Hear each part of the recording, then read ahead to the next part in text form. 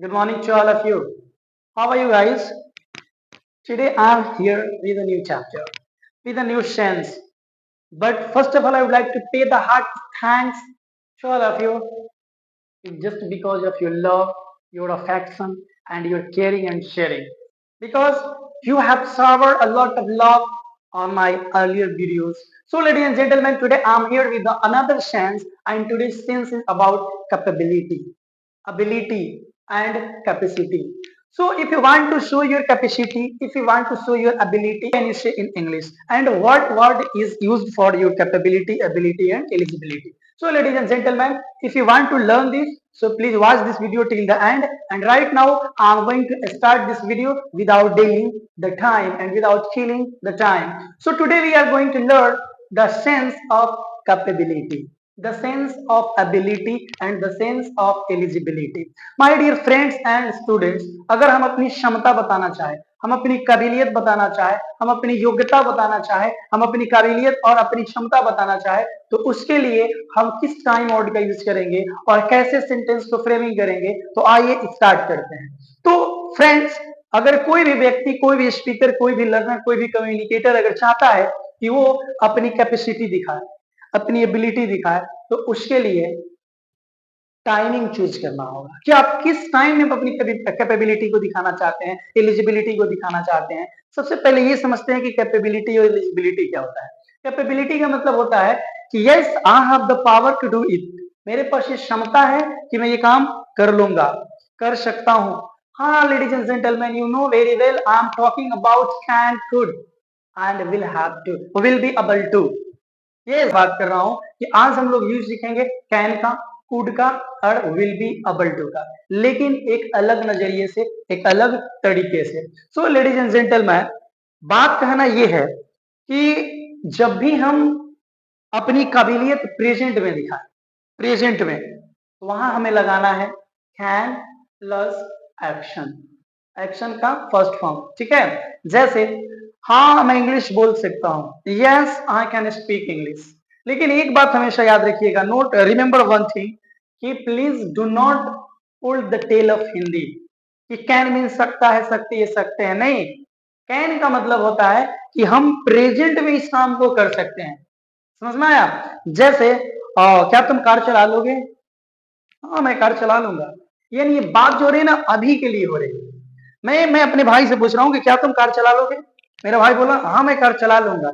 यानी ये जो बात हो रही है उसकी सामर्थ्य की हो रही है, उसकी शक्ति की हो रही है, लेकिन प्रेजेंट में हो रही है। तो वहां हम यूज करेंगे कि can you drive a car? या of course I can drive a car. Can you go to Mumbai alone? Yes I can go to Mumbai alone. तो जब भी हमें प्रेजेंट में अपनी सामर्थ्य दिखानी हो, अपनी कैपेसिटी दिखानी हो, एलिजिबिलिटी दिखानी हो, टेंडेंसी दिखानी हो, तो वहां हम कैन का यूज करेंगे। और आपको पता है कि मॉडल्स के साथ हमेशा वर्ब का फर्स्ट फॉर्म आता है। तो ये था हमारा present capacity. But ladies and gentleman, if you want to show your past capability, that time you have to use could plus V1, could plus V1। Hindi निकल के आता है, सकता था, सका। ठीक है, लेकिन हिंदी के चक्कर में नहीं पड़ना है, बस दिमाग में ये सोचना है कि कैसे हमको इस चीज को फील करे कि ये बात पास्ट की क्षमता के लिए की जा रही है। जैसे सर मैं तो इंग्लिश नहीं सीख सका, मैं वहां नहीं जा पाया, मैं क्रिकेट नहीं खेल पाया, सर मैं उस दिन नहीं दौड़ सका।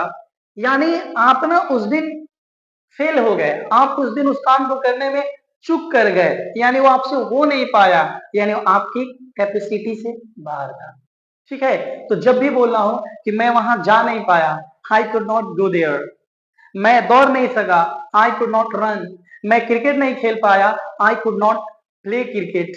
आपको बोल रहा हूं कि सर क्या बताऊं, मैं क्लास ज्वाइन नहीं कर पाया, I could not join the class. तो इस तरीके से आप अपना पास्ट की एबिलिटी को दिखा सकते हैं। बट मामला तो तब गड़बड़ होता है जब हमें अपनी फ्यूचर की एबिलिटी दिखानी होती है। सबसे ज्यादा प्रॉब्लम तो हमें इसमें होता है कि sir how can we show the eligibility of future time.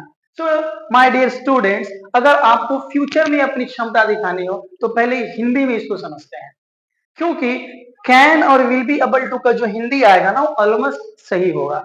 For example, जैसे मैंने अभी अपने भाई से बोला कि क्या तुम गाड़ी चला लोगे? मेरा भाई बोला हाँ चला लूंगा।